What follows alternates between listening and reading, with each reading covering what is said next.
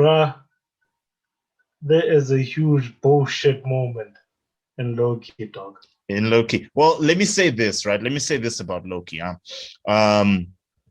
So for me, usually the YouTube channel I go to for reviews on TV shows and movies is The Critical Drinker. Yeah. And The Critical Drinker hates Loki. He thinks it's trash.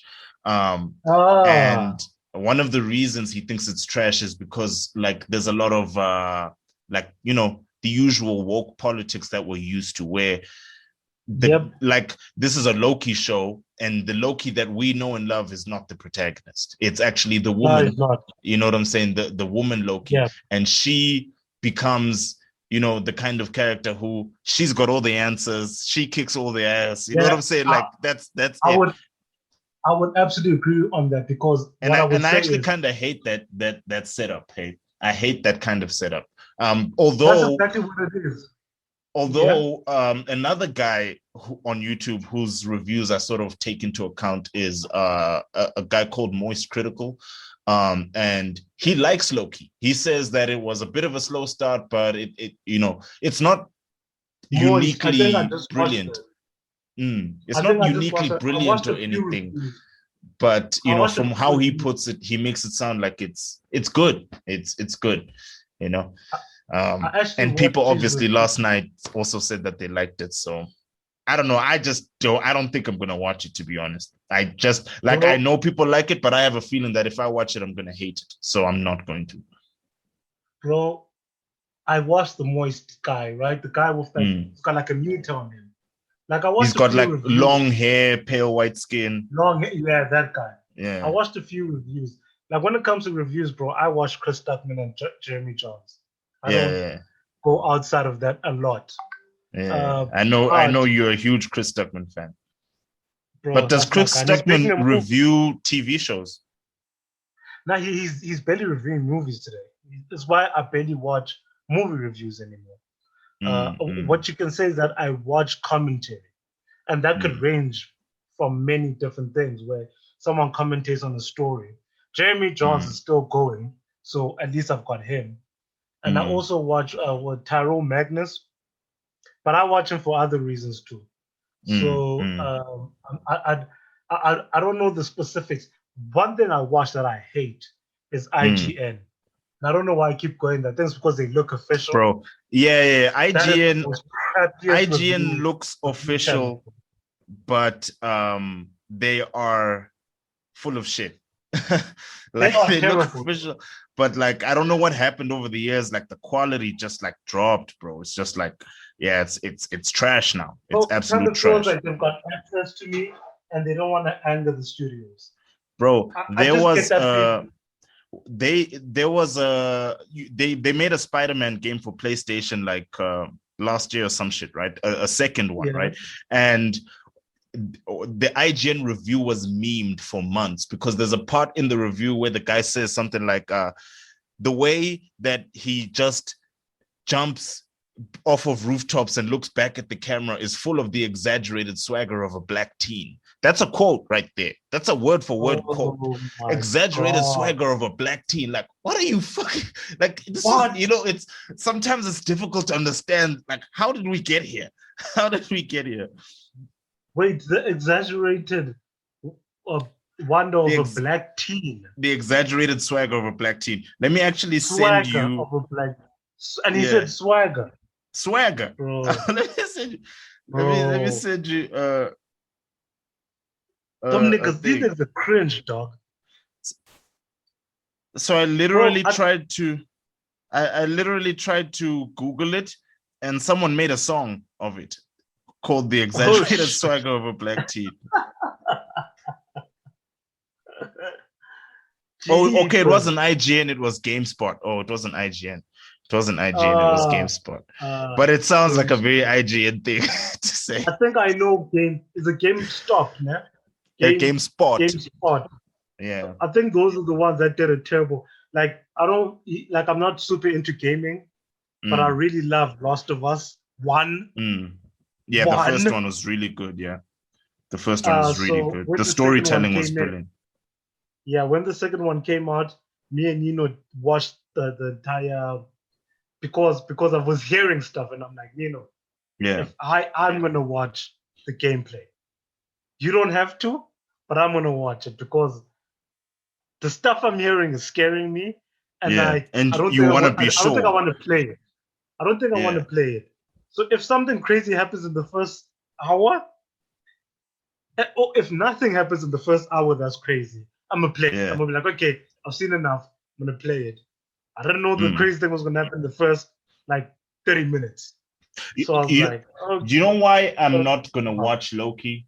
Is because as much as like our friends have been saying, oh, it's a good show and it like they turn it around, you know. Because I remember someone said that it shouldn't have had as many episodes as it did. If it had been like 4 episodes, it would have been a lot better. For me, I think that's true, but not that true. The thing I dislike about what I'm hearing about Loki is that whole, you know, men are stupid, women have all the answers kind of writing that we see in everything these days. And there's actually a manga that I've read by a new mangaka. So like this is his first manga. And that guy does that, but he does it right. So the manga like follows 2 characters, a boy and a girl. And the boy, he has redeeming qualities, you know, he's his own character and he's badass in his own way, but he rarely ever, because he's kind of like a nerd. He's a nerdy character. So when he explodes with like power and goes out and fights and all of this stuff, like he never really solves the problem. He helps, but he can never completely like, you know, resolve the issue. The girl is the one who ends up resolving the issue, but the way he does it is just like, it's so fitting for their characters. It feels so like fulfilling, you know what I'm saying? Like if the boy was to resolve the issues, it wouldn't be believable because of his character. He's kind of a nerd. He's an introvert, you know, he's not a superhero by any way, shape, or form. And a lot of the time it's just him doing things because he feels he has to do something. Because it ties into the girl. The girl likes like her romantic interests are guys like the stoic 80s action hero, the guy who was like strong silent type, like John Rambo in that movie before Rambo. No, before Rambo. What was that movie called? Was it First Blood? You see, like this stoic kind of strong silent type protagonist, those are the kinds of guys she's into. So the manga starts when she's broken up with you know, a guy who looks a lot like a famous Japanese actor who plays a lot of these strong silent type characters, right?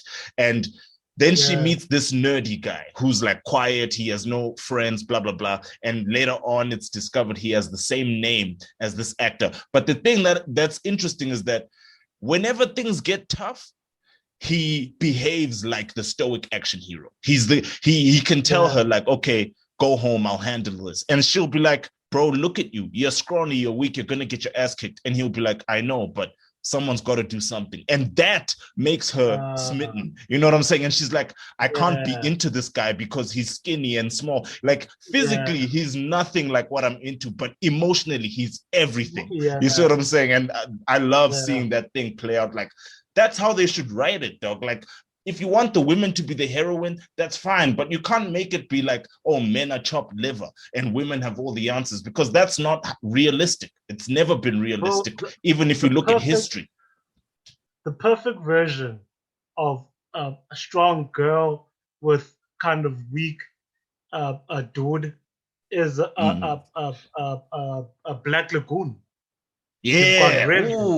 Revy's like a badass, bro. Like fucking one of the Revy's like John Wick. Yeah, Revy's like John Wick. You've got Rock. Yeah, then you've got Rock, weak, meek, like just unsure of himself. You know, like especially in the beginning stages. Yeah, maybe in Roberta's Revenge, he was a little more stoic, brave, or whatever. Yeah. But in the beginning, he was a punk bitch. Bro. In fact, until that heavy episode, the dope one when they go to meet the pimp, Bro, that episode is one of my favorite episodes in anime, and Revi's kind of pissed at Rock for kind of being a bitch during the ocean diving episode. Yeah, and you can tell there's tension, and they have that situation at that restaurant where Rock is like, "Yo, I'm not gonna be your bitch forever." Yeah, bitch. But hey, bro, that episode is awesome, dog. That episode is awesome. Because she's a badass, she's a killer. You know what I'm saying? And he stands up to her. He's like, you know what? I'm not gonna be your little bitch, bro. Like, I'm gonna tell you straight to your face what I think. And she loses it because no one is straight with her. You see what I'm saying? No one is straight with her the way he was right there. And it's like the thing I like the most about that is like, Revi is such a strong character. She is opinionated. She is like, she's kind of like the epitome of agency. Like she'll get shit done. You know what I'm saying? She's not afraid of anything. She's John McCain in Diamond. But here's the interesting thing about that. We have this meek, introverted guy who's like her partner, right? And this guy, the thing about him is that he doesn't like the violence. He's a coward. And because of his cowardice, sometimes he sees a path that no one else sees. And he can be like, guys, whoa, we don't have to pull triggers. We can just negotiate. You know what I'm saying? Like, this is the beauty. When you, like, the problem with modern day writing, with a lot of these woke shows is like, you've got a situation where women are like the be all and end all. They solve all the problems and men are chopped liver, but it's like one size does not fit all. You know, it's like women are both you look at and you look at WandaVision. You look at WandaVision, and you know how WandaVision had that very memeable line at the end where that woman is like, "They'll never know what you had to sacrifice," even though it was mental slavery. You know what I'm saying? She had enslaved people, and you're talking about sacrifice. Like, all you had to do was resolve the hardship and grief you went through. You know, but the truth is that if that shit had been written well, it would have been a situation where maybe Vision or someone represents what's missing in Wanda. You see what I'm saying? Like, it's okay for your character to be weak or have vulnerabilities because nobody is perfect. That's why we live life trying to grow and learn, because nobody's perfect. So if Vision had been the one to hold her hand and say, Wanda, look at what you're doing. This is not right. Is this the woman I fell in love with? You see what I'm saying? And she could take a step back and be like, you're right. This is objectively fucked up. But instead they had to say, they don't know what you sacrificed. That's like telling Hitler, they don't know what you had to sacrifice. No. You know, imagine, bro. You know what's the worst thing? At least you watch Wanda. Wanda also has a same Loki issue where there's a huge issue I have at the end. Bro, the reason why Wanda's trash, like the trashiest trash in my eye. Bro, Agatha's the villain, right? What does she do? She didn't trap the people. She didn't trap Wanda. She killed a dog that didn't exist. She kidnapped kids that didn't exist. She hurt a reality that didn't exist. Wait. You're saying that Agatha was the villain of WandaVision, but actually didn't do anything objectively wrong. Bro, she did. Not even objectively wrong. Because nothing was realistic, it means she literally did. All she did is watch and kind of play with the game. Bro, she got punished at the end for playing a TV game. Because if WandaVision, the whole world is just a TV game where people are just controlled, like, it doesn't exist. The dog doesn't exist. The kids don't exist. The whole thing don't exist. If WandaVision is that, or Agatha's villainous, or the only villainous thing she did was just play, get in the 2-player, and then explain what witches are. That's the only thing Agatha did. She played and then explained what witches are, and then they fought in the end for some reason, whatever reason, right? Because the whole thing was fake. Done by if Agatha was the one that created that world, then Agatha then she's a legitimate villain, and she's a villain. She's enslaved people, but it wasn't. So I finished the thing like, wait, what did the villain do? Actually do, yeah. Actually, because she got enslaved at the end, so that means she must have done something. It's not like they let her go at the end. It wasn't like, oh, Agatha is just some entity, so let her go. It's like she enslaved her in that dream world or whatever, and it's like, excuse me, hold up. Agatha did nothing except for kill a dog that doesn't exist and kidnap kids that don't exist. And what is that? What consequence does that have in the real world for people that are watching this nonsense, this garbage, to be like, oh, Agatha, she is her all along. She's a villain, blah, blah. Yo, she literally, has Marvel brainwashed humans to a point where a villain can do absolutely nothing? It's not even that she did something wrong. She did nothing. She did nothing tangible, nothing within the realms of reality. And people are like, yeah, Agatha. I'm like, yo, are y'all brainwashed or something?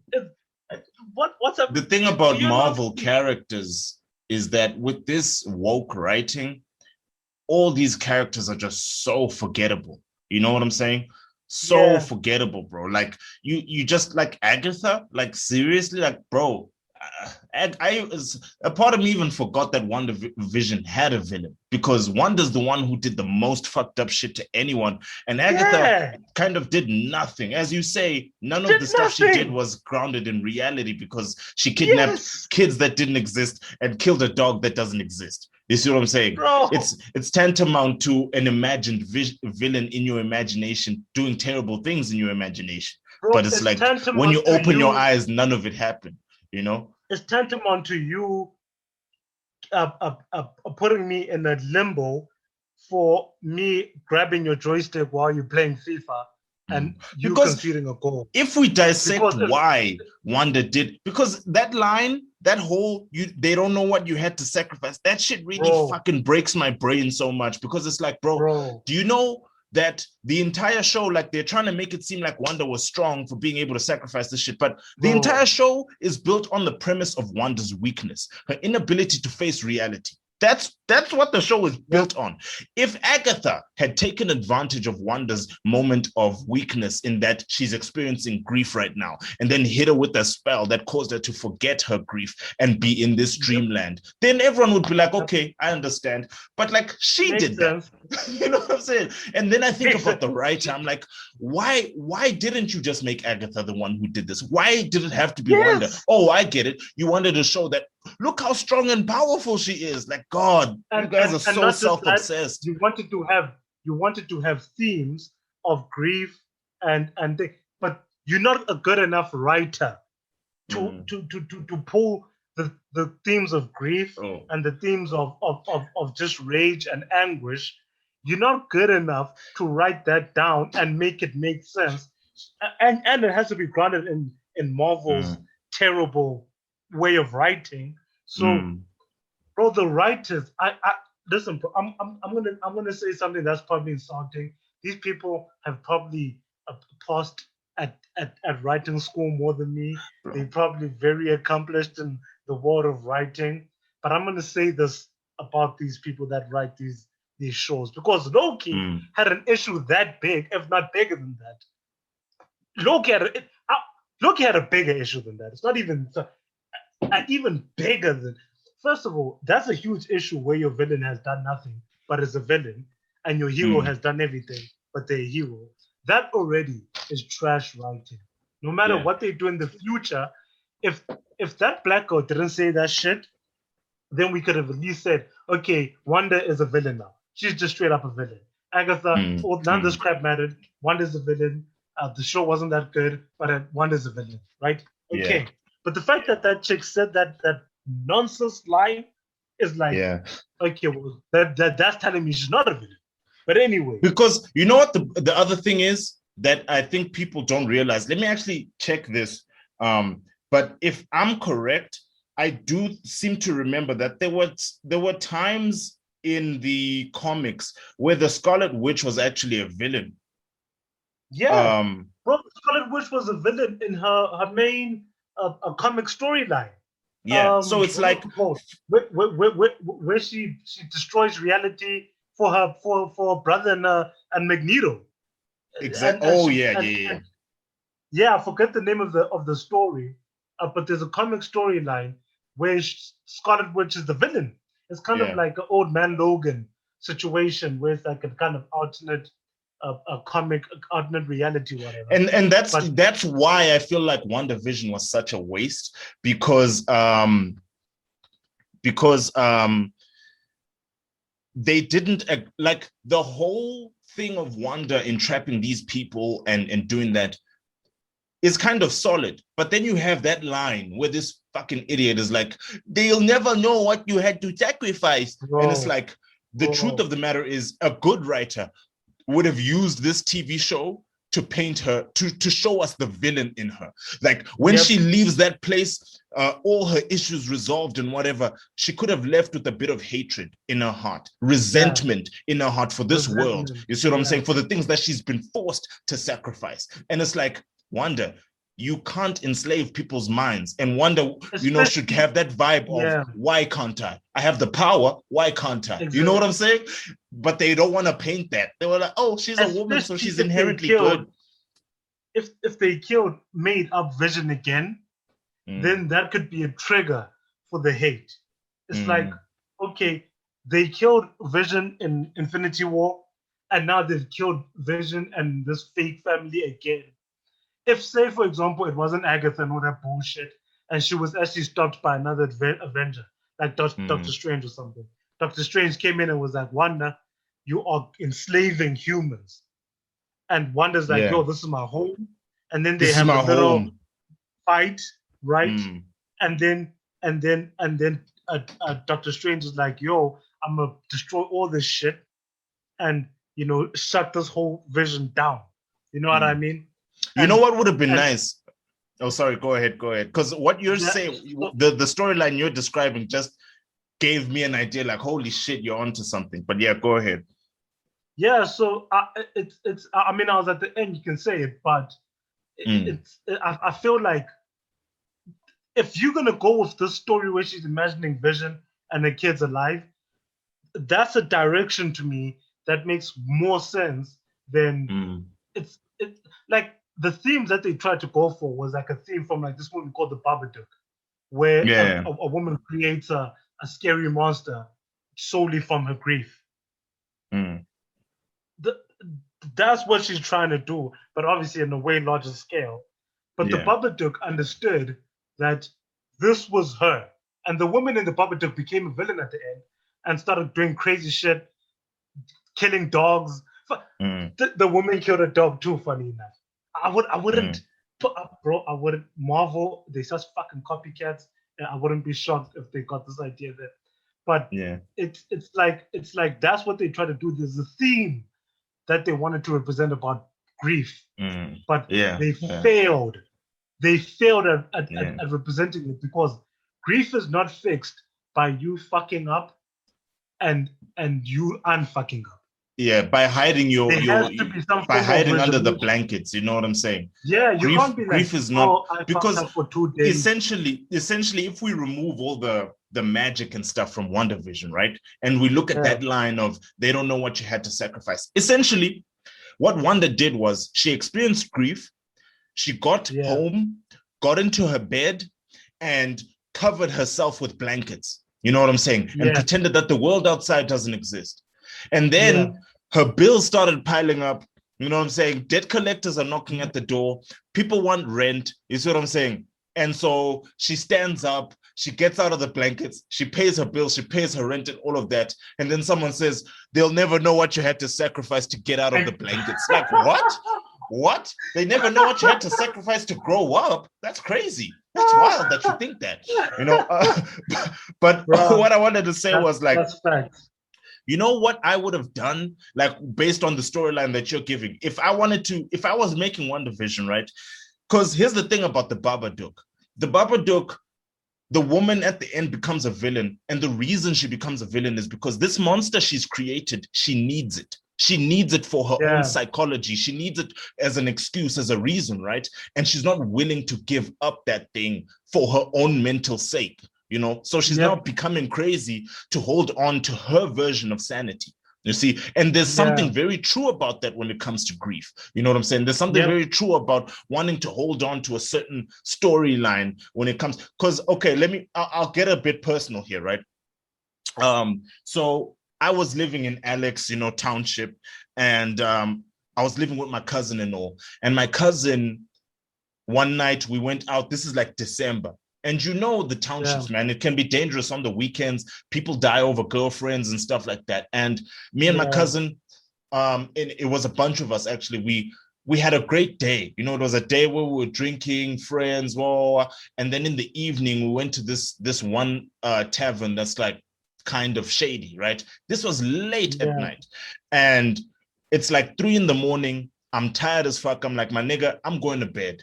Okay. So, and he's like, will you be good walking home alone? I'm like, I'll be good. Don't worry. Cause it was like, my house was like 2-3 blocks away. I'm like, I'll be good. So I walk home at 3 a.m. right?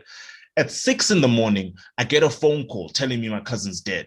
You see what I'm saying? And the whole story was like, the niggas shot at them, at like my cousin and the homies at like, maybe like 15 to 30 minutes after I left, niggas shot at them. And like everybody who was there, it wound up getting hit by bullets one way or another. But my cousin was the only one who passed away. You see what I'm saying? And it's like, for the longest time, there was this attachment to the idea that this thing was never supposed to happen. And the murderer, the person who perpetrated this thing, he's the monster. He's the Babadook. He's the reason and needs to be punished, as though there was a way to like get him to reverse what was done. But it's like there was a moment where I had to acknowledge what I believe in, the world I believe in, and the kind of quantum level concepts that I have in my mind sometimes. And it's like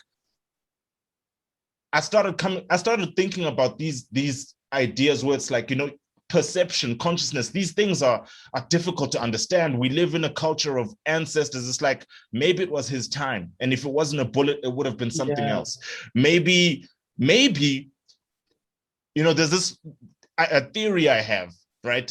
Invalidated theory, no way to really test it. But like, maybe my perception of the universe is an entire universe unto itself. And this is how something like a concept like the law of attraction could really work, because everything I perceive is my universe and the entire universe revolves around me. But everything you perceive is your universe. And here's the interesting thing. We would never know the discrepancies in each of our universes. You see what I'm saying? We would never know, because in my universe, it's sunny at 3 p.m. In your universe, we're recording this at 8 p.m. But it's like, because of the fact that everything in my universe revolves around me, if I ask you what time it is, you're going to say 3 p.m. because it's my perception. It's my perception that matters in this universe. So it's like, maybe in his universe, I died. Maybe we got so different in the way we were seeing the world or in our paths in life, that because he really passed away when his life was kind of like about to change through work and stuff. You know what I'm saying? So it's like, maybe we're going different directions. And this is what happens when your energies are so different that the law of attraction can't keep you in the same space anymore. So in his universe, I die. In my universe, he died. Like, it was this whole thing where I had to understand that it was bigger than the person that pulled the trigger. Him dying was bigger than that. You see what I'm saying? And so when I look at something like WandaVision, it's hard for me to be like, oh, you sacrificed something, because honestly, you were just accepting the reality of what it is. And on top of that, you got your husband back. You see what I'm saying? Yeah, now you're mourning fake kids. You're mourning fake kids that never existed. Like, come on. You know what I'm saying? But let me read this thing about the Scarlet Witch in the comments, right? The powerful mutant and magic user, Wanda Maximoff, has been both a villain and a hero. Using the name Scarlet Witch, she has done both good and evil, or sometimes a little in between. She was once thought to be daughter of Magneto, blah, blah, blah. If I were to write Scarlet Witch, what I would have done is exactly as you said. The Doctor Strange would have come to Scarlet Witch and been like, yo, you're fucking with magic. You're doing something, like, you're fucking with reality on a huge scale right now. Like, can you relax a little bit, right? And she would have been like, no, fuck you. I'm not going to do that. and they would have had a magical showdown, right? And basically he was going to get turned into like a ring or a pendant or something like that. And nobody in the entire Marvel universe would know. And then we would go into the movies. You see what I'm saying? Where some big shit is going down, like some Infinity Stone shit is going down. And for the past 3 movies, people have been asking, where the fuck is Doctor Strange? Because we need that guy. And Wanda knows where he is, but she's not going to let him out. You see what I'm saying? And it's like the entire audience knows this. So now the audience has this question, because in the movies, Wanda will be fighting for good, you see, but she doesn't want to let this guy out because of her own issues, her own pride, or she doesn't want him to tell people the truth, whatever. So now the audience will always have this thing where it's like, is Wanda good or just pretending to be good? We don't know. Like, give her that ability to be that independent, but they don't. You know, it's like women have to be this objectively good thing. You know, I think that some of the best characters in the world and some of the best stories in the world do a great job of setting up their characters and showing us the character's weakness and really establishing what the character's weaknesses are, and then putting a huge obstacle in front of the character where their weaknesses are what is going to be really tested. And that, as a reader, will make you nervous and excited, because you're like, the book goes on, so obviously they get stronger. But knowing this character, knowing their weaknesses, I don't see how they would get stronger. You know, there's a book called, a book trilogy called The Night Angel Trilogy by a writer called Brent Weeks. It's a fantasy trilogy. And in this trilogy, right, you've got many characters, but 2 characters I want to focus on. You've got the protagonist, who's a kid who comes from poverty and poorness. He's lived a harsh, difficult life his entire life. You see what I'm saying? And he becomes an apprentice of an assassin. And so his cover is nobility. So he basically becomes a young James Bond. Like he has a fake name, fake identity, and he's a fake noble. So he starts brushing shoulders with nobility.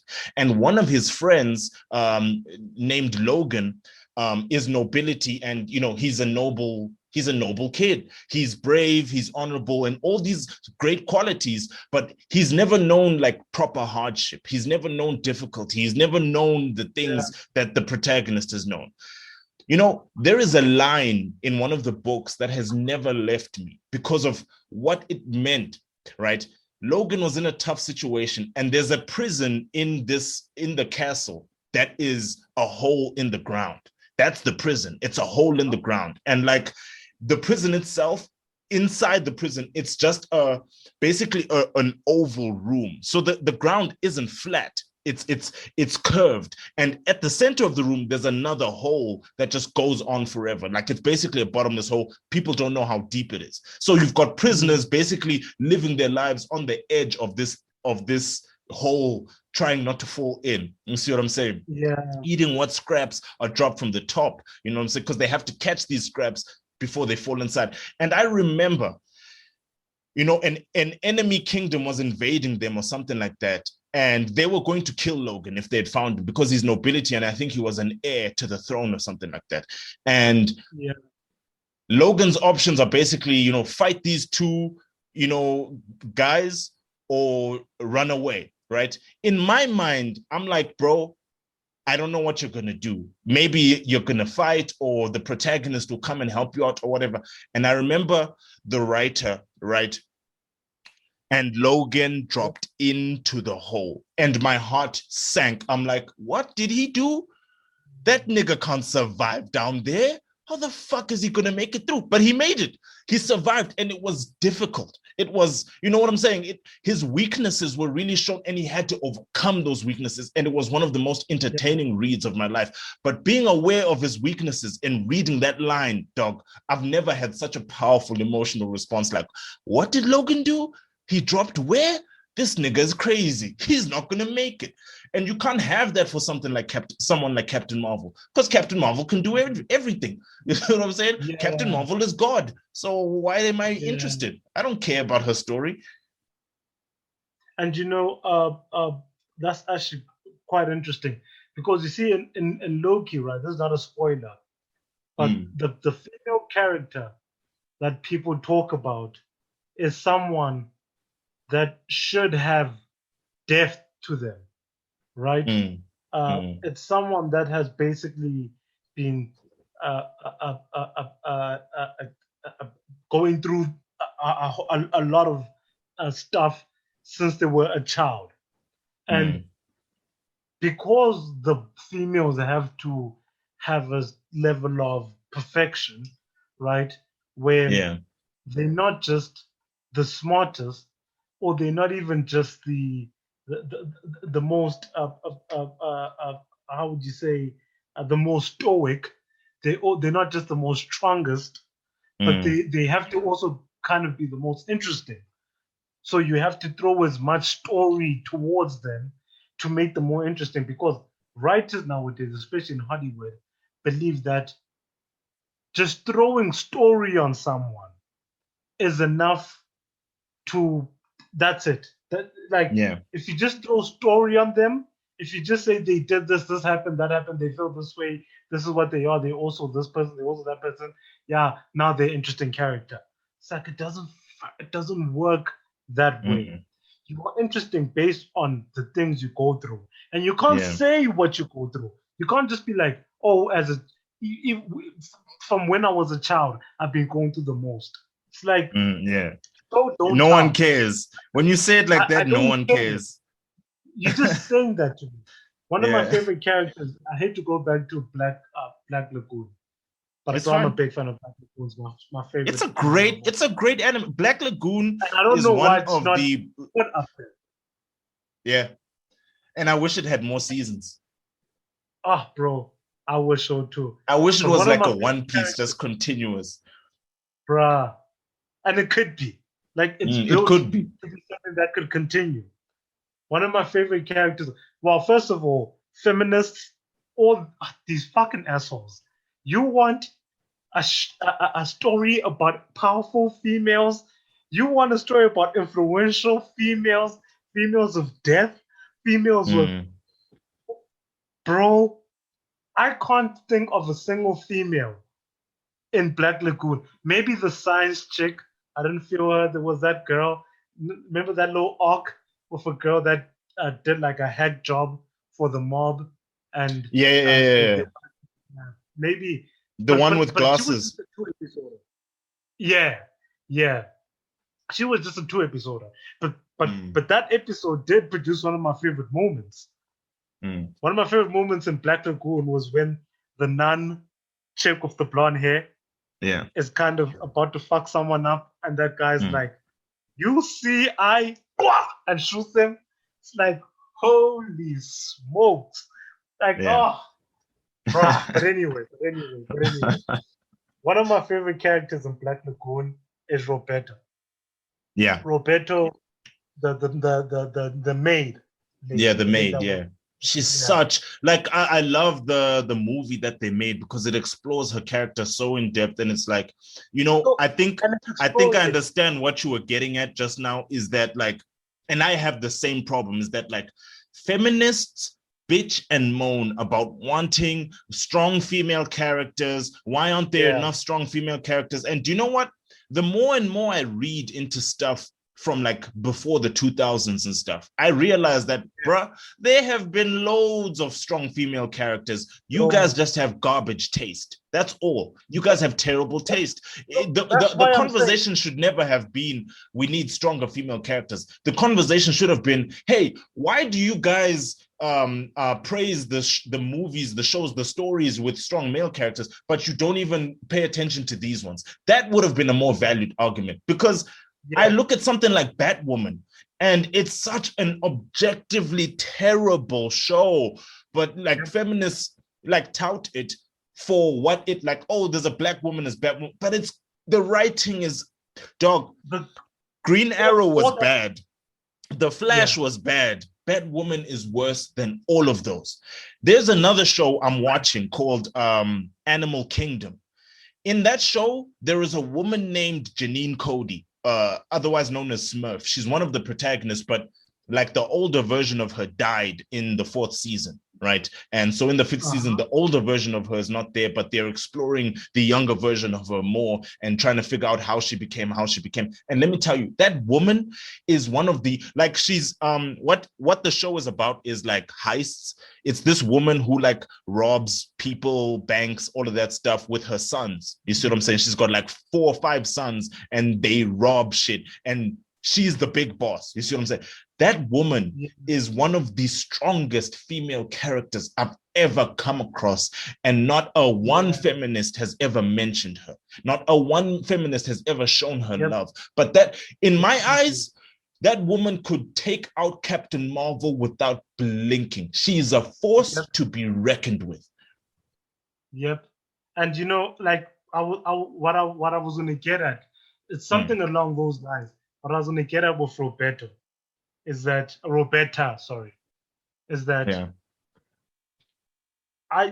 they barely explored her in the regular canon show. All she was this maid looking for her, chick, right? Looking for the boy that she tends to, you know, clearly has a close relationship with this kid, and knows that this kid has been captured by people in that dangerous island. I forget the name, but when they did that movie, that kind of OVA of hers, they told you everything you need to know about her just by her effing everyone up. The violence was explaining everything. The story was told through her violence. The story was told through her actions. What type of person this lady is. Everything she's doing is out of the goodness of her heart. Everything she's doing. But she's doing it so viciously that you have to at least entertain the idea that there is part of this person that is a monster that probably doesn't even care about the goodness or the good stuff she's doing. Especially when what she's doing is out of vengeance for the person that saved her, and didn't just save her physically, but saved her in every other way. In every way a human can save another human. And clearly getting revenge for the military, for, I guess, the organization that killed this guy. Yeah. And bro, do you know what's interesting about that is, one thing I really love about Black Lagoon is how, you know, a truth of the world is that anything and everything can be explored from 2 different angles. So something that seems objectively good can be looked at from an angle where it's not. You know what I'm saying? So like, for example, like anything and everything, colonization, whatever, you know, religion, no matter what it is, you can look at it from both angles. And what I really loved about Black Lagoon is that they presented these females as strong female characters all the way through, right? But they would have moments like, for example, Rock was a character who represented the facade of the world, right? The lies that we sort of tell ourselves with regard to civilization and all. And Rock would often find himself, like Revy, one of the things Revy would like look down on Rock for was trying to treat this world like it was something different than what it was. Like trying to impose that facade on the world. And she's like, accept the world for what it is. You know what I'm saying? Those were some of the moments where she would look at him like, dog, that's some bullshit. That's some baby shit that you're doing. But what I really love, especially with that Roberta, the movie, is, as you say, they are telling the story. They're telling a lot of these things about the character through violence, about her strength, about her resilience, about her willingness to push through anything. But here's the thing. They've done this for Revy and for her as well. And they've shown that this capacity for violence that these women have, this capacity for violence that gives them strength, can also make them weak. Just like how in Roberta, spoilers everyone, how in the movie, she nearly killed the kid that she was looking for because she already believed him to be dead. But when he appeared in front of her, she couldn't believe it. And so she believed it was a trick and almost killed him herself. It's like that strength is also weakness at times. And this is why a character like Rock is important. Someone who can say, look, we don't need to fight. We can actually talk things out. Exactly.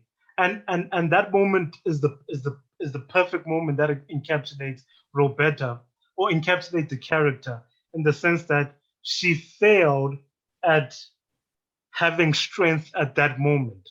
Yeah. She pulled the trigger. But the people around her knew that this person, as powerful as she is, and this is what feminists don't get. The reason why women and humans suffer, not just women, is because there are people around them that realize that they are weak. They have weakness in them and are willing to do certain things in order to counter that weakness and to, how would you say, to pick them up while they're down. What that kid was doing was sacrificing his life to pick Roberta up while she was down. She was at the depths of hell at that moment, willing to do anything and everything, to a point where, and she was trying to stop herself. I'm not trying to say she was being pathetic, because she knew you can't do it, but that human, that gray area that all humans have, that lustfulness, the thing that we can't stop. We just, it goes from sex to violence so easily. That thing about us, it's so powerful sometimes that go ahead. Even the most dangerous, powerful people, in a moment where you have to now capture your mind, you have to now get back in the heat of this moment. You have to capture your mind and hold yourself back. Roberta, as powerful as she is, as amazing as she is, as persevering as she is, couldn't do it. And the kid that was clearly in love with Roberta as a maid, as a human, was able to recognize that about her and be like, I've got you. I've got you. You can stop fighting. You can rest. I've got you. And that right there is the how would you say? That's the area that the feminists never want to go to. Yeah. They never want to enter the area about, like, listen, this person is strong. This person on leaning on someone, dog. On leaning on a man, you know, because it's like, imagine a woman needing to lean on someone is like inherently weak. But this is what these feminists never understood, right? Bro, they think they think that a man who makes 6 figures or like 7 figures, right? They think that that kind of man, that high-powered CEO, doesn't need anyone. But that's the thing about it, is like, dog, any man can tell you, living for material stuff, living for a promotion, living for a job, living for that, unless you're a psychopath, it's not fulfilling at all. You see what I'm saying? It's not. Unless you have people you can share it with, unless you have people who can lean on you and you can lean on. You see what I'm saying? Like, men need girls. I've said that to so many girls, none of them get when I say that. You see what I'm saying? This life that you want, this billionaire life that you want, it's not fun. It's not. Yes, it is fulfilling. You've got money. It's how, not even fulfilling. It's like it's monetarily fulfilling. The thing that we all want, money, you will have that. But you will lack so much of what makes up humans, all the good things about humanity. You will lack so much of that because of the scale. You've got so much money. Everything balances everything. It's why being a mother, I don't know why women are abandoning that to a certain degree. It's like, that's part of humanity. That's part of the importance of humanity. And no self-respecting adult would make such a decision so willy-nilly. Like, for a woman to just say, I'm not going to have kids because I want to be a feminist and I want to achieve things and whatever. Like, when I was 22 years old, I was not making those decisions. In my mind, there's an openness to things. Even now at 28 years old, there's an openness to things where it's like, if I have things that I want to achieve, and if I can't have kids because of that, that's one thing. You know what I'm saying? That's one thing. There's kids already right now who aren't my own, who rely on me for some kind of like emotional support and that kind of stuff. So even if I don't have my own kids, there's kids I can look after and shit. But it's like, I'm still open to the idea of at some point down the line, I can have kids. This concept of just shutting it out is crazy to me. It's like you're trying to prove a point. It's like you're trying to prove a point by being stubborn, but it's like you're not doing, for me, it doesn't affect me. It doesn't change shit for me, because if you don't want to have my kids, someone else will. You know what I'm saying? Someone else will. And if I'm making 7 figures a fucking year, I'm struggling. I doubt that there's an adoption place in the world that won't, you know what I'm saying, that won't let me adopt a kid. You know what I'm saying? So it's like, for me, it's like, why would you make such a general full stop decision when the world is your oyster? Isn't that what feminism is about? Giving women the choice, the freedom of choice. Not to say, if you're a feminist, you're not gonna want kids. Like, what? Isn't it supposed to give you the freedom of choice to do what you want? If you want to be a housewife, you can, and we should remove the stigma of looking at a housewife as someone who's doing nothing or whatever, instead of saying you shouldn't want to be a housewife at all. Like, that's oppressive, isn't it? And you want to hear the crazy irony of just. And this is why, like, bro, female writers, they need to be careful. And not just female writers of that persuasion, that woke persuasion. It's male and female, it's not just female writers. But writers of that persuasion, the irony is that you always hear that, women are always the mothers, the caregivers, and men are never. Can I tell you the crazy irony of that? Yeah. Wonder Woman, no kid. Captain Marvel, no kid. No kid. Black Widow, no kid. Iron Man, kid. Right? Batman, kid. Kid, yeah. Superman, kid. Kid, yeah. Hawkeye, kid. Actually, within the Avengers, the only man with no kids is the guy that was frozen in time, or the god, or the dude that has a bloody green monster inside of him. All the other human beings have kids that are the males. The only one who doesn't is Nick Fury. And that's probably because we don't know much about Nick Fury. Yeah, chances are he does have a kid somewhere. You know what I'm saying? Chances are he definitely has a kid. And it's just classified. It's the irony of writing for females that has always been an issue for me, that I feel like sometimes they're trying to catch up to this. Listen, I know that men, especially white men, have had a long history of writing a lot of stuff. Yeah. But that's no reason to catch up. The point is not to catch up to that.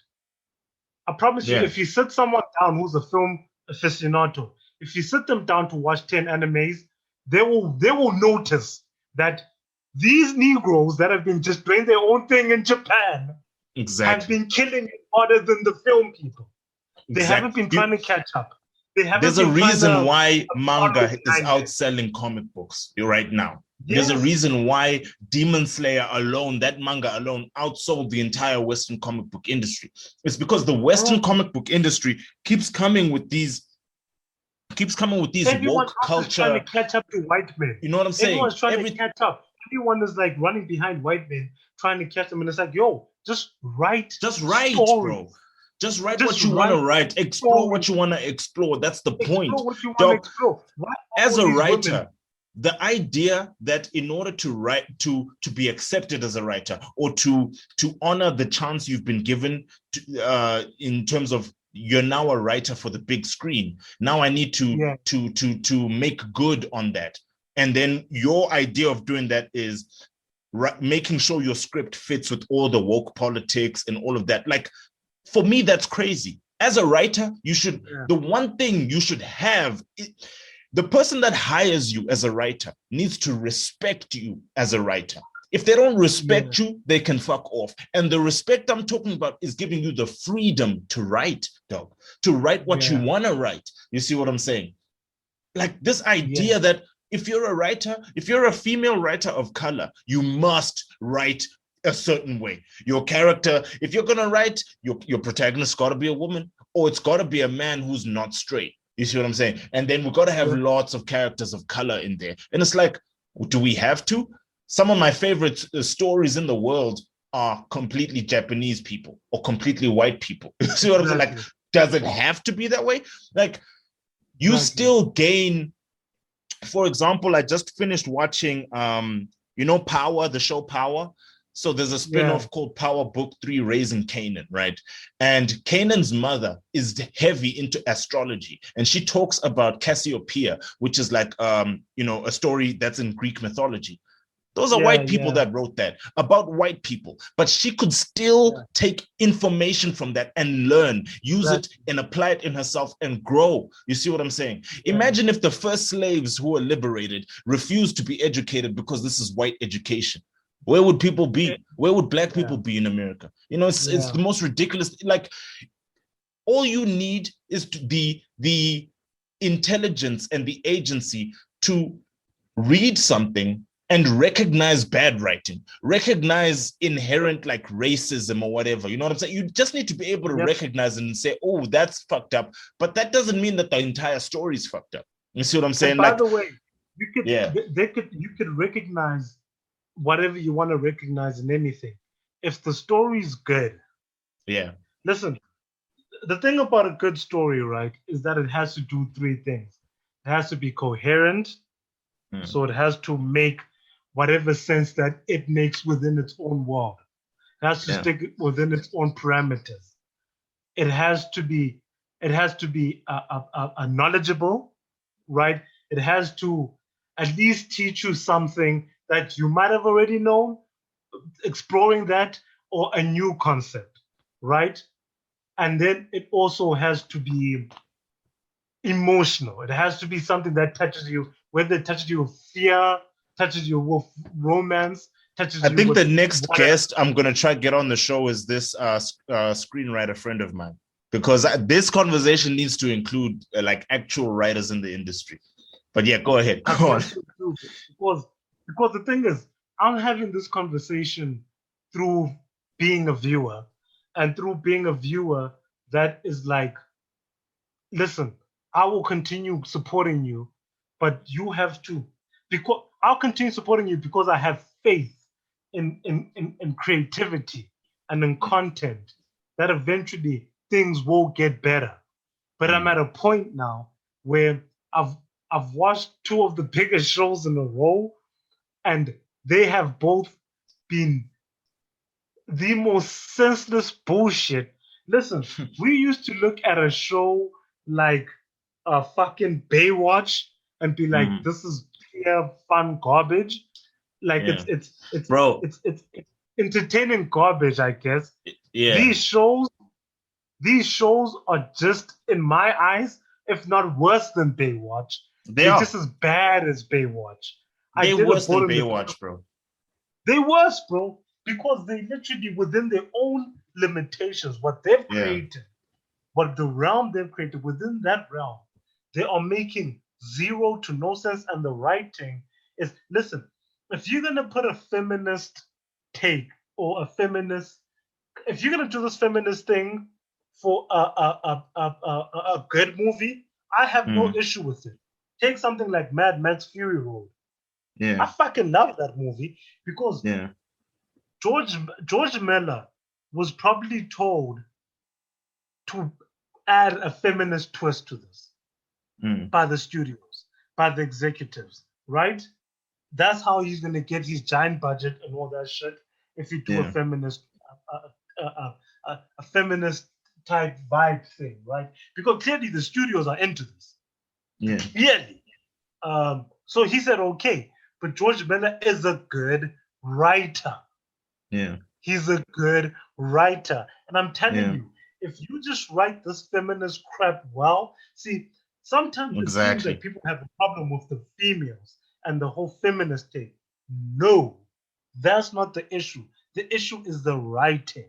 It's just the writing. The writing is trash, bro. That's, as you say, that's the 100% issue. Yes. Mad Max Fury Road is testament to that. That's about feminists. That's about patriarchy. That's about male, toxic males. Mad Max has all these feminist themes in it.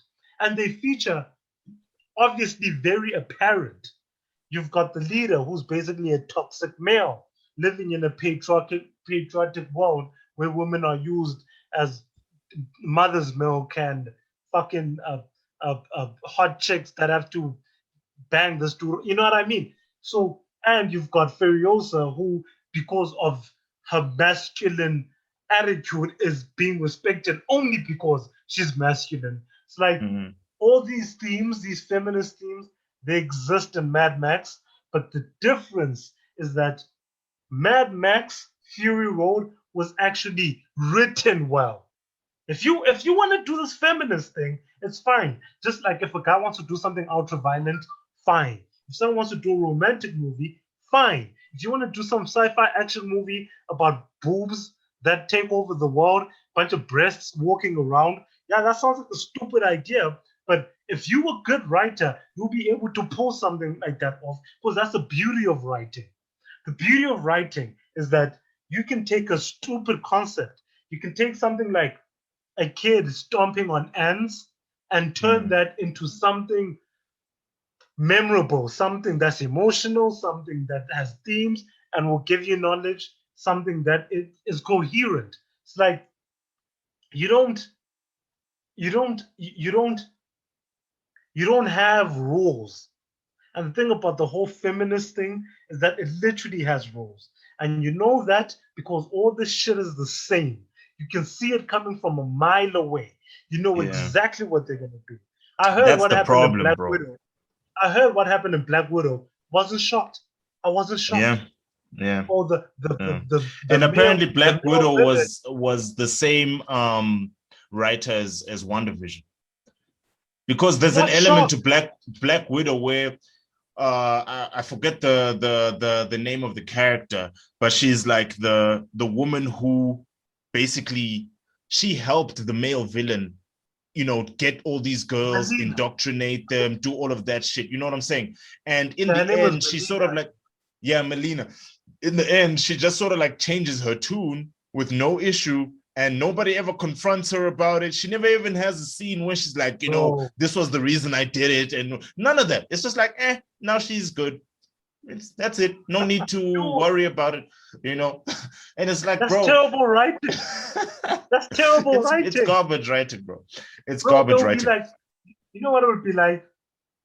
It would be like at the end of Full Metal Alchemist Brotherhood. But like, you know what I wanted to say? I wanted to say, what you were talking about, like a while back. I actually should have stopped you earlier. But like what you were talking about a while back when you said that, how Roberta, there's that element of violence and sexuality and all of that. That's a part of us. It's like, it's interesting how our world today, when we talk about human nature, we don't talk about the dark side of human nature.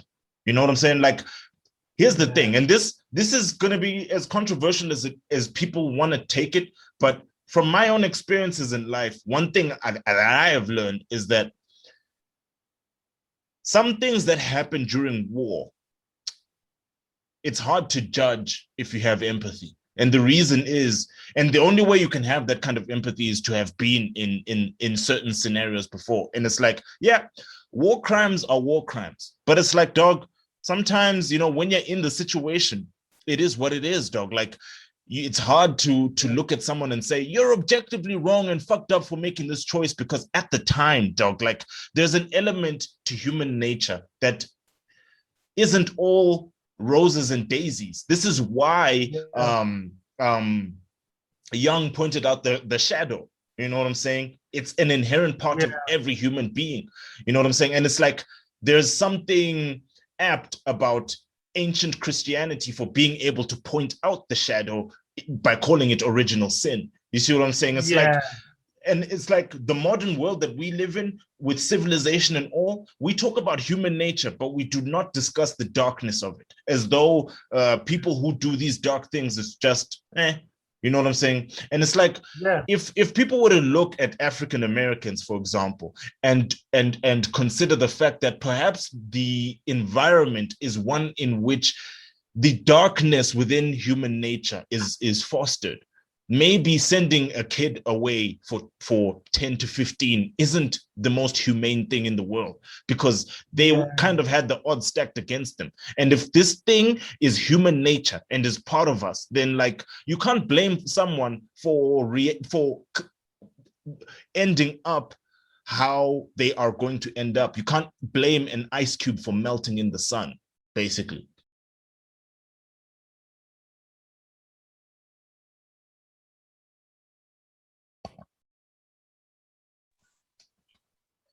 Oh, okay. Can you hear me? Yeah, so I can hear you. All right. I lost internet connection there for a second. All right, cool. So can you repeat? Can you repeat the point you're making? Yep.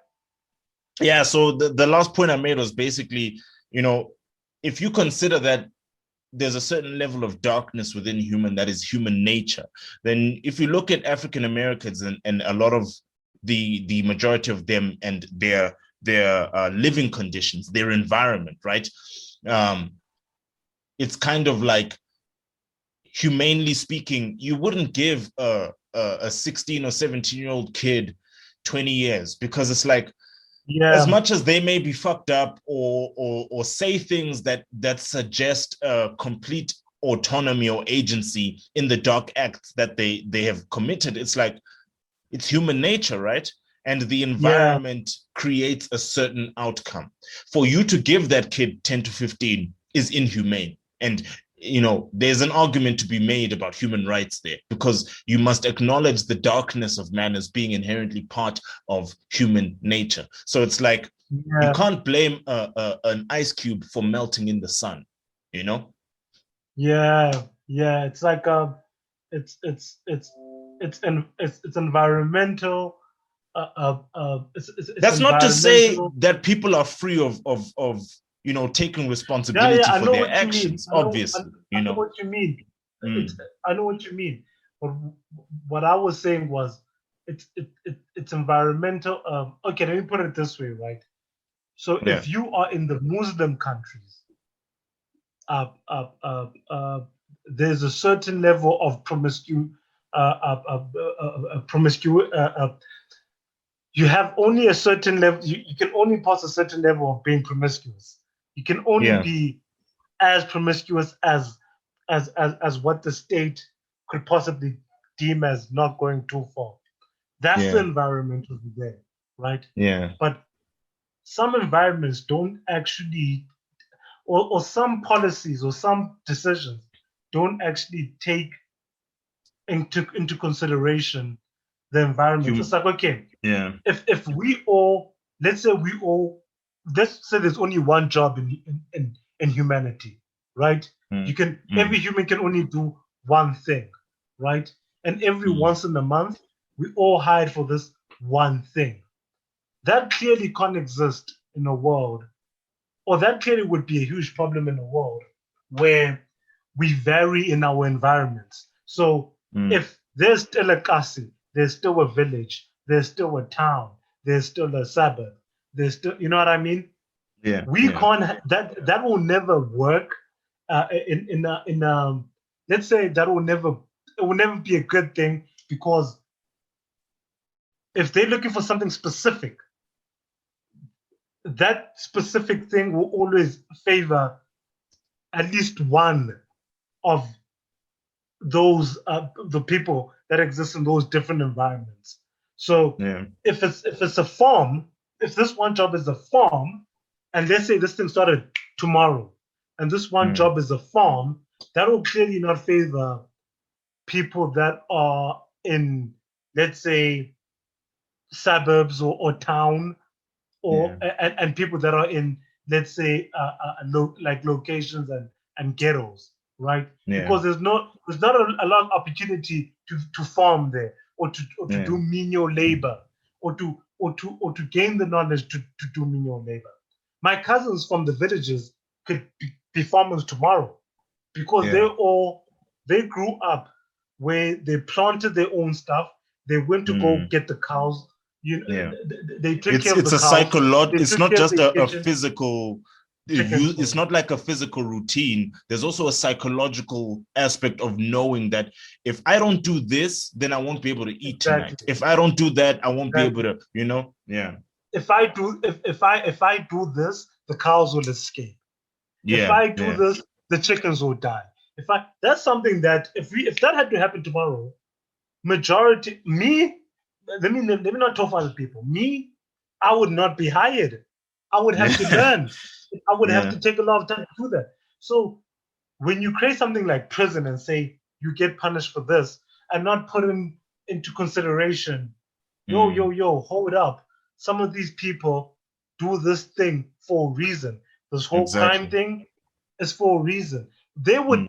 Do you honestly think their first choice is to sell drugs, or their first choice is to rob people? Or some of these people that get thrown into prison, dog, are honestly, look, most prison systems in the West, in fact, most prison systems globally, right, are not built or designed to rehabilitate anyone. A lot of them are just glorified slave labor camps. You know what I'm saying? And the truth of the matter is that if rehabilitation was a priority, I think one of the biggest industries in the world would be the industry of like you see in colleges right now, the humanities, the studying of the humanities is slowly declining over time. You see what I'm saying? I would not say moderately, rapidly. I was actually like not necessarily slowly, more like moderately to rapidly declining. And here's the thing. If we lived in a world where prison's main focus was to rehabilitate people, then what would end up happening is that most people would study the humanities, because that's where there would be available jobs, because a lot of psychologists, etc., would have to go to prisons and get to know each prisoner individually, because everyone's got different redeeming qualities. So if we're going to rehabilitate you, you got to be able to point out that this guy over here is a great listener. And maybe, they were just robbing people because obviously their mother was sick and they had to figure shit out. I mean, I saw a video of a guy who went to like a liquor store, and he held up a liquor store, and the guy behind the counter gave this guy all the money that he had in the register, and the guy with the gun looks at the money and he gives it back, and he's like, and he tells the cashier directly, like, I'm robbing you to buy medication for my mother, and this isn't enough. And he left. And I think there was I saw it on YouTube, so like the CCTV, it was a news story for a time. So it's like, no one commits crime for no reason. No one commits crime just for fun. Okay, I mean, maybe some youngsters will do that because of those anarchist years during adolescence. But like, no one just does this shit for no reason. Okay, so even those people who do these things, they have their own redeeming. Like, bro, let me be real with you. Some of the ingenuity that some of these drug dealers have, if I'm being honest, there should be a lot of secret agents who come from prison. You know what I'm saying? Like some of these guys, you just need to give them the training, and then you put them in the field, and they will be the most effective spies you've ever had. But it's like no one even thinks of that, and it's so crazy that no one thinks of that. Like, sometimes I find it difficult to give these adults who run the countries in the world, like, I find it difficult to give them that credit or respect, because it's like some of the most obvious answers you guys miss because of greed. And it's like, you can still be greedy, you just won't be as greedy, and you will be making the world a better place. Isn't that wild? You can be greedy and make the world a better place. Yeah, but not only that, you probably will get more money, because wherever you do that, that state will have less crime and more and less crime and more labor. It's like if you are government, what you want is for everyone to work, so you can create things that people buy, and people have money to buy those things. And there's a very small. I decided a while ago to call people that are in politics. I decided a while ago to refer to these people as idiots. I fought it for a while because I'm like, listen, they've got good jobs, they work, they make money, they're competent human on beings. Paper, they are higher on the hierarchy than you. On paper, yes, than me. They smarter than me on paper. I can't just call them idiots. I decided a while ago, and I did this to writers too. I decided a while ago. I feel like I can officially just call you lucky to have your job. You an idiot. I feel like I can officially say that about some of y'all. I can officially say that. Listen, they brave, but they dumb. Bro, let's be honest. You don't have to be. Yeah. Any smart person who went through the education system eventually saw that, oh, I don't have to put effort to graduate. All I have to do is tick the boxes. That's all I have to do. Yeah. So if they say, hand in your homework on this day, it has to be this number of pages long and about this. As long as I tick those boxes, I'm fine, right? I don't have to actually put effort. Or I remember, bro, I think one of the times when I really learned this lesson is in high school, right? When I just got into high school, I had this assignment to do where we had to write this story for English or something like that. And I didn't do it. And I literally I wrote my story like 10 minutes before class. And we get into class, everyone reads their stories out in front of the class, right? And I get up and I read my story. And the teacher gave me a standing ovation. And she's like, everyone in class, this is what I wanted you to do. What he just did, that's what I want you to do. And in my mind, I'm like, bitch, I just wrote this just now. The fact that you're giving me a standing O for this is wild. And from that moment, I knew that, like, you don't actually have to put in effort as long as you're ticking the right boxes. And it's the same for like writing. A lot of these writers have their jobs because they graduated from film school. And they graduated from film school because they were told, if you want to graduate, tick these boxes. And that's what they did. Them graduating from film school has no bearing and communicates nothing about their imagination, about their ability as a writer, or none of that. All you can be certain of is whatever piece of shit they give to you will be formatted correctly. Yeah,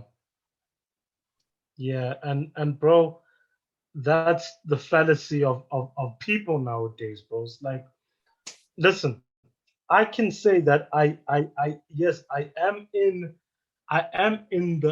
this equation. I do exist with it, but I've never given myself to the world as much as, listen, I expect this from the average person walking down the street. Yeah. But we are getting it from people in those positions. Exactly. That's where I have a problem. And that's the worst problem, bro. That's the worst thing. That's where I have a problem with it. Listen, I'm not telling the world everyone's dumb and the world's dumb. I'm saying when people in the positions to make the differences are effing up. Exactly. You have to. First of all, you've got three issues. You've got three issues here that are quite that are going to ensure this continues. The first issue you have is the world is quite comfortable. Yeah. Or let me say, those who are comfortable or in an uncomfortable position, the world has created enough comfortable people for the world to be comfortable. Like when the world was 1 or 0.1% comfortable people, and the 99.9999% uncomfortable people who are suffering, going to poverty, yes, the world can react to that. But when you create a situation where 10% of people in the world are comfortable, 10%, that's enough people for the world to be comfortable. Because the world needs at least 99% people cooperating in order to improve the world. That's the ratio you need, right? If it's not more than that, then it's almost dangerous to even start anything. Now, it's not to say that you shouldn't start anything with this and that, but inspire people to get it going if you know it's the right thing to do. So So I was watching something about, and it's got something to do with the situation of like just people are just not that smart out there. Like I'm sick of like kind of making excuses for people that are clearly not being that smart. The world needs a tyrant. The world needs a new dictator, not necessarily a dictator, but someone who, someone with ambitions of ruling the world. A modern version, someone who does this through being very, very good at their job, very good at manipulating the laws, very good at all of it. You can't stop them because of how good they are at their jobs. And the people who suck at their jobs will be nothing. People will be surprised that their country is now owned by this person because of how good he is at his job and how better he was than everyone in power. You see what I'm saying? That's what the world needs. They need that. The thing about, you see what you say? The thing about Trump, right, is that as much as people hate him or whatever, no one knew what UBI, Medicare for all, fucking all these new left-leaning policies. I'm not going to call them woke policies because looking into them, which I've done, they all make sense. And what's been stopping them is not Trump or fucking, I don't know, racist people. What's been stopping them is the actual government themselves. Because the government themselves are, okay, there's a lot that I won't bring up now because I'm gonna go on forever. But they're not new ideas, they're very old ideas. But the way they got into prominence was when the world had Trump, or when America had Trump. No one, while Obama was there wasn't no universal basic income conversations. There wasn't any Medicare for all conversation. And these are things that are actually, bro, a concept like Medicare for all, to me, let's say 5 years ago, was stupid. It's like, hey, listen, you have to work. You have to work. If you want a good insurance, if you want to get a surgery, you have to work. You can't just get free Medicare. That's stupid. It took me looking into it, which I would have never had the inclination to if people weren't going on about it all day during Trump's reign. It took me looking into it to realize that, wait a minute, they're just asking to cut the insurance companies and, how would you say, create a shorter path from you being sick to you getting the medical assistance you need. Exactly. To get better. And the thing about that is that here's the thing, right? One thing that I know about this world is that corruption is everywhere. Every industry, on every level, there's corruption. What makes you think that your medical insurance isn't corrupt? Like, when you look at some of because a lot of the reasons why hospitals have to turn people away the way they do, the reason that they have to charge people the way they do is because of those insurance companies. It's not because of the government or the inherent expensiveness of the equipment. It's because of the insurance companies. You see what I'm saying? Yep. And those insurance companies fleece those hospitals to make as much money as they can. And so, like, people are being fucked over. You end up having to lose three quarters of your savings before your loved one dies anyway. Imagine that. That's terrible. You know what I'm saying? And it's like, that's terrible. And when I realized what it actually meant, it's like, oh, well, I support this thing. I'm for it 100%. That makes sense to me. So when you do have something like a tyrant, right? A lot of the people that see the issues, they come up. And by the way, the people that saw the issues still are going through the same issues because what then the effed up people do, the freaking the lazy people do, the people that do shit by numbers, what they do is then they kidnap that movement, gain power and become too lazy or too uninspiring to actually go through with that decision. It's like the problem, a lot. Something I say about the film industry, because I always go back to the film industry because it's what I follow the most. So apologies, but something about the film industry that I always point out that I think people don't understand is that the people running all the different segments of it are the nieces, the nephews. Exactly. These aren't the visionaries. They're there just by, and it's almost nobility. It's almost like a monarchy thing. It's almost like an aristocracy of the film industry. That like the film industry is run by certain families and their families. You know what I'm saying? So like the producer of this show is Steven Spielberg's second niece's, second cousin's daughter. Exactly. You know what I'm saying? Like that kind of shit. Exactly. And it's like, and these people have ultimate power in this amazing thing that was built by visionaries. This thing that was built by, when Martin Scorsese came out and said Marvel movies are theater rides or whatever. First time he said that, first thing I thought was absolute facts. Absolute facts. Because I've been thinking this and I've somewhat been saying it for a long time. And but it's not just a Marvel, but it's mostly a Marvel.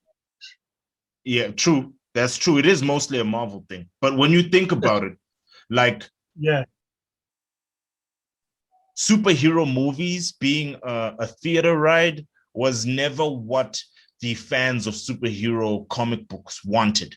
When we got the Dark Knight series, that's what we wanted for all comic book movies. We wanted a gritty, realistic take on the real, because that's where comic books started to really distinguish themselves as a form of literature. When the comic books themselves stopped treating their characters like cartoons and started treating them like people and had them face these very realistic moral dilemmas and stuff like that on a quantum or cosmic scale. Like that's what we wanted. We want to see the realism of the story from on the big screen, and it was one of those things where it's like and when something like Logan happened, right, it almost transcended almost automatically comic book movies, and it was like, because it was a good movie. It's like, no, because it actually took some narrative risks.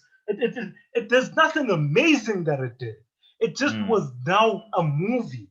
It's like you can put this next to Die Hard now. You can put it next to Rambo. It's not amazing. It's not amazing. It's just now a movie. This is a movie now. It's not breaking any. Old Man Logan could have come out in the early 90s. It could have come out, and I don't think people would have hated it. I don't think so at all. I don't think so at all, bro. When you have films like First Blood, Bloodsport, you've got films like Star Wars doing its thing as well. Like if Old Man Logan had come out back then, it probably would have been a hit. Yeah, bro, that story became a hit. Okay, the story became a hit and the movie became a hit because both things realized that there is certain depth to this character that could be explored if we put him in a situation where he's older and his invincibility is tested. Is tested. I mean, if you look at Wolverine in the first comic that he ever appeared in, which I think was Weapon X, right? Weapon X was not a cartoonish telling of a character. It was an exploration of like the darkness of humanity. Because Logan at the time was being experimented on to levels where a lot of the scientists experimenting on him questioned whether any of his humanity remained, because his existence was like consistent torture. And eventually he escapes, right? he escapes and he kills everyone, and he's brutal and he's an animal and all of that. And there's a moment where he faces the scientist who one of the scientists who was experimenting on him. And Logan says to the guy, I think he says something like, "What am I?" And the guy looks at him and says, "You're an animal." And then Logan is like, "No, I am a man." And you know what I'm saying? And it was like this thing of his humanity was not taken from him. That was the exploration of the Weapon X, and eventually it became the Wolverine series and all of that. But it's like from the jump, Logan was a realistic exploration of something kind of out there, Yeah. And you've got these Marvel movies. None of these movies have explored anything original. If I'm being honest with you, and by anything original, I mean anything original in a human point of view, because most originality in storytelling comes from human decisions. Some of it is elemental or outside of humanity, but a lot of it exists within humanity. All these movies are structured the same, all of them, every single one of them. Like I said, it's like you're going into a roller coaster. And the thing about a roller coaster is that a roller coaster never gets old. Yeah. It's why Martin Scorsese specifically said it's an amusement park, because an amusement park never gets old, even though you're doing the same thing. Even though you know what rides you're going to ride before you even get there. You know what you're going to ride. You've ridden it before. You've felt that feeling. You know exactly what you're going to do.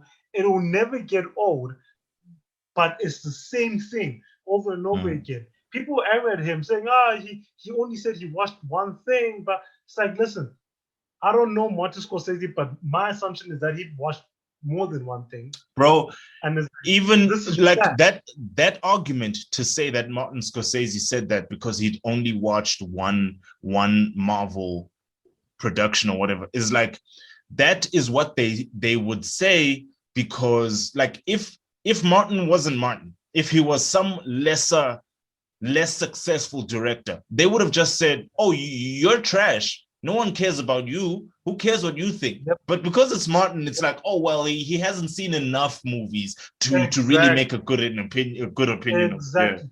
They want the praise of the talented writers. It's the thing about these woke people, right? They kind of want that praise. They want to be seen that way. They want to matter within the history of filmmaking, and they want to do that by monopolizing the film industry, right? Yeah. If they're the only game in town, then you have to praise them, because they're the only thing that exists. They're the only thing that exists.